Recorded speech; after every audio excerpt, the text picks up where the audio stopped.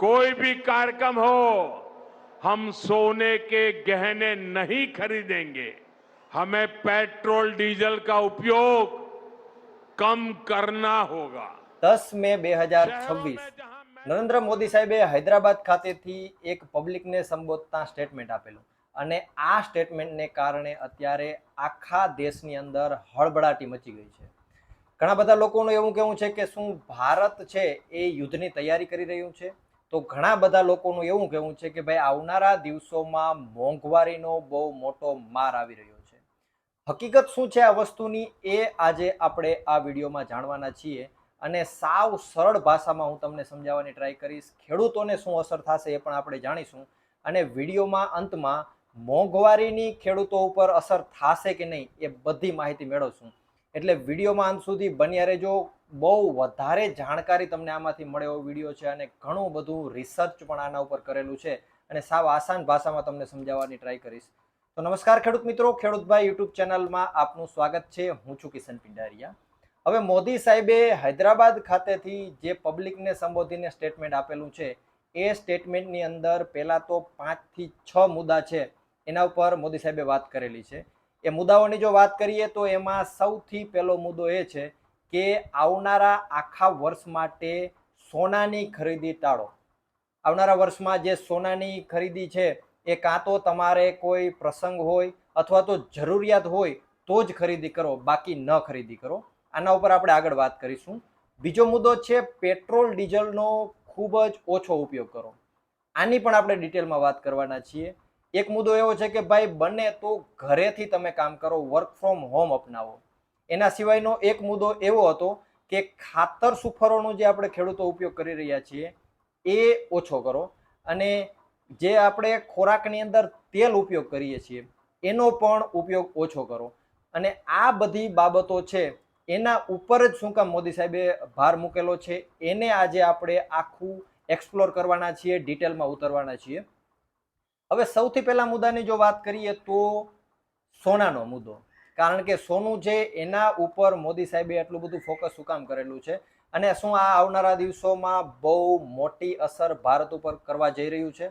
તો ડિટેલમાં જો આને સમજીએ, આપણે હર વર્ષે સોનાનો ઉપયોગ કેટલો કરીએ છીએ અને ઇમ્પોર્ટ કેટલી કરીએ છીએ એની વાત કરીએ તો 700 થી 800 ટન સોનું હર વર્ષે આપણે ઉપયોગમાં લઈએ છીએ. પછી એ ઘરેણામાં ઉપયોગમાં લેવાતું હોય, સ્ટોક કરવામાં ઉપયોગમાં લેવાતું હોય, ઇન્વેસ્ટમેન્ટમાં લેવાતું હોય, ગમે એ રીતે તો 700 થી 800 ટનની આસપાસ સોનાની આપણે જરૂર પડતી હોય. ઇમ્પોર્ટની જો વાત કરીએ તો ગયા વર્ષે 747 ટન સોનું છે એ બહારથી ઇમ્પોર્ટ કરવામાં આવેલું હતું. અને આપણે પ્રોડક્શનની જો વાત કરીએ, ભારતની અંદર સોનાનું પ્રોડક્શન કેટલું થાય તો કે ભાઈ 1 થી 2 ટન હર વર્ષે સોનાનું પ્રોડક્શન થાય છે. તો હવે ક્યાં 1 થી 2 ટન અને ક્યાં 700 થી 800 ટન. એટલે આપણું જે સોનું આપણે યુઝમાં લઈએ છીએ હર વર્ષે એમાં 90 થી 92% અથવા તો 95% ગણી લ્યો એ બધું સોનું બહારથી ઇમ્પોર્ટ થાય છે. હવે આ બધું સોનું બહારથી ઇમ્પોર્ટ થાય એટલે એનું જે પેમેન્ટ છે એ પણ વિદેશી હુંડિયામણમાં થતું, એટલે કે ડોલરમાં આનું પેમેન્ટ થાય. હવે આટલું બધું સોનું હર વર્ષે ઇમ્પોર્ટ થાય, એનું પેમેન્ટ આપણે ડોલરમાં કરીએ એટલે સીધી અસર આપણી જે કરન્સી છે એના ઉપર પડે. એટલે જે ડોલરની સામે પૈસાનું મૂલ્ય છે એ ઘટી જાય અને એટલા માટે મોદી સાહેબે પહેલા તો સોના ઉપર ફોકસ કરેલું છે. બીજી જો વાત કરીએ પેટ્રોલ ડીઝલની, પેટ્રોલ ડીઝલની પણ બહુ મોટી અસર છે એ આવનારા દિવસોમાં જોવા મળી શકે. હવે સ્ટ્રેટ ઓફ હોર્મઝ જે યુદ્ધ આપણે ચાલી રહ્યું છે એનો તમને પણ આઈડિયા છે અને છેલ્લા ઘણા બધા સમયથી યુદ્ધ ચાલે છે અને જે દરિયાઈ રસ્તો છે એ બંધ કરી દેવામાં આવેલો છે. હવે એ રસ્તા ઉપરથી 20% દુનિયાનું જે ઇમ્પોર્ટ એક્સપોર્ટ છે એ થાય છે. હવે સ્ટેટ ઓફ હોર્મઝ બંધ થયું એના કારણે દરરોજ 1.6 થી લઈ અને 2 કરોડ બેરલ આટલી જે ઇમ્પોર્ટ છે દરરોજની એ ઠપ થઈ. એટલે આ જે વેપાર છે 1.6 થી લઈ અને 2 કરોડ બેરલનો એ ઠપ થયો અને એના કારણે જે દેશો છે એ બેરલોની ઇમ્પોર્ટ કરી રહ્યું છે, ઈંધણોની ઇમ્પોર્ટ કરી રહ્યું છે, એના ઉપર સીધી અસર થઈ. બીજી જો વાત કરવામાં આવે તો માર્ચ 2026 એટલે આજે માર્ચ મહિનો ગયો, ખાલી આ એક જ મહિનાની અંદર માર્ચ મહિનાની અંદર આજે સ્ટેટ ઓફ હોર્મઝ બંધ થઈ એના કારણે 10 જ દિવસની અંદર કુવૈત અને સાઉદીની અંદર 67 લાખ બેરલ 67 લાખ બેરલનું જે પ્રોડક્શન થતું હતું એના ઉપર સીધી અસર થઈ.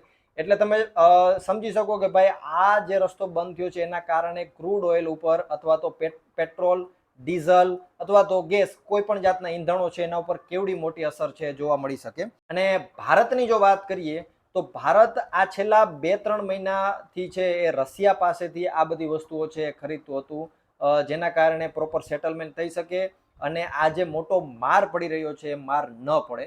પણ હવે રશિયા છે એને પણ આવનારા દિવસોને એંધાણ દેખાઈ ગયા છે અને એના કારણે રશિયાએ પણ હવે છે એ એની પાસે જે પૂરતો જથ્થો હોય એ જથ્થો એક્સપોર્ટ કરવા માટે રહ્યો નથી અને એના કારણે ભારત છે હવે પાછું રશિયા પાસેથી પણ આટલું બધું છે ઈંધણ ખરીદી શકે એમ નથી. બીજી એક વાત ખાતર સુફરને લઈને પણ કરવામાં આવેલી હતી. હવે ખાતર સુફરની જો વાત કરીએ તો આ પેટ્રોલ ડીઝલની જે ઇમ્પોર્ટ થતી હોય એનો જે કાચો માલ હોય મોસ્ટલી ખાતર સુપર છે બધા એમાંથી જ બનતા હોય. હવે પેટ્રોલ ડીઝલ મોંઘું થાય, પેટ્રોલ ડીઝલની ઇમ્પોર્ટ મોંઘી થાય એટલે સીધી અસર છે ખાતર સુપર ઉપર પડે અને એના જ કારણે મોદી સાહેબે ખાતર સુપર પણ ખેતરોમાં બહુ ઓછા પ્રમાણમાં યુઝ થાય એવી જે છે માંગ કરેલી છે, એવી સલાહ આપેલી છે. ત્રીજી જો વાત કરીએ તો મોસ્ટલી જે ખાદ્ય તેલો છે એની પણ આપણે ફોરેનમાંથી ઇમ્પોર્ટ કરીએ છીએ અને આ બધી વસ્તુઓ ઉપર પણ આ આખું જે સર્કલ છે એની અસર જોવા મળે.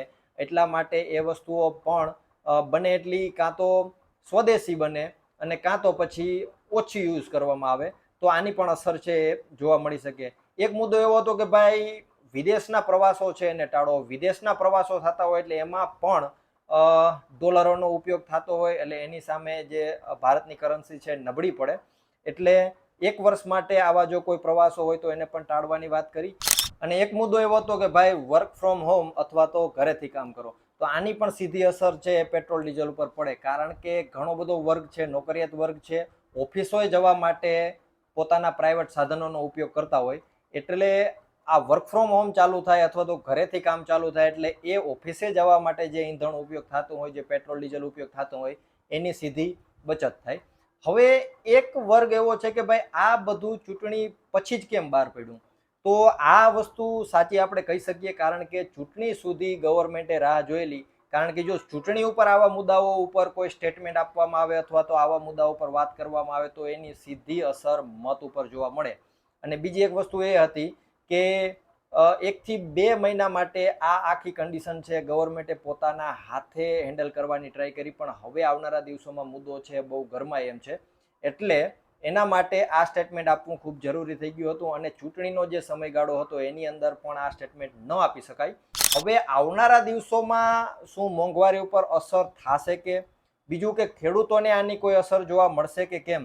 તો એક વસ્તુ આપણે ડેફિનેટલી મિત્રો કહી શકીએ કે આવનારા દિવસોની અંદર મોંઘવારી ઉપર આની અસર જરૂરથી જોવા મળશે અને આવનારા દિવસોની અંદર ઘણા બધા પ્રોડક્ટો છે, ઘણી બધી વસ્તુઓ છે એના ઉપર મોંઘવારીની માર છે એ પણ તમને જરૂરથી જોવા મળી શકે.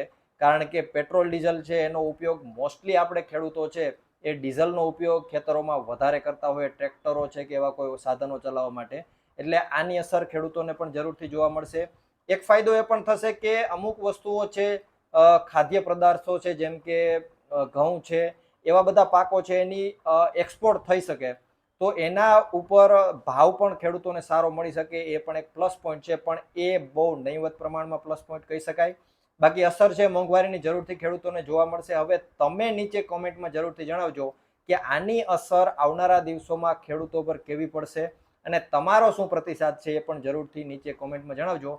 બાકી ઘણું બધું આ વિડીયો બનાવવા માટે રિસર્ચ કરેલું છે એટલે વિડીયોને જરૂરથી લાઈક કરી દેજો. બાકી આવી ડિટેલ તમારે જોતી હોય તો ભાઈને જરૂરથી સબસ્ક્રાઇબ કરી નાખજો કારણ કે આપણે દેશી ભાષામાં ખેડૂતો સુધી માહિતી પહોંચાડવાની ટ્રાય કરીએ છીએ. એક સીધે રસ્તે તમને બધી ઇન્ફોર્મેશન પ્રોવાઈડ થઈ જાય એના માટે ઘણી બધી મહેનત કરીએ છીએ. એટલે લાઈક કરી, ચેનલને સબસ્ક્રાઇબ કરી અને તમારા ખેડૂત મિત્રોમાં વિડીયોને શેર કરી દો. મળશો એક નવા વિડીયો સાથે. વિડીયોમાં અંત સુધી બને રહેવા બદલ આપનો ખૂબ ખૂબ આભાર.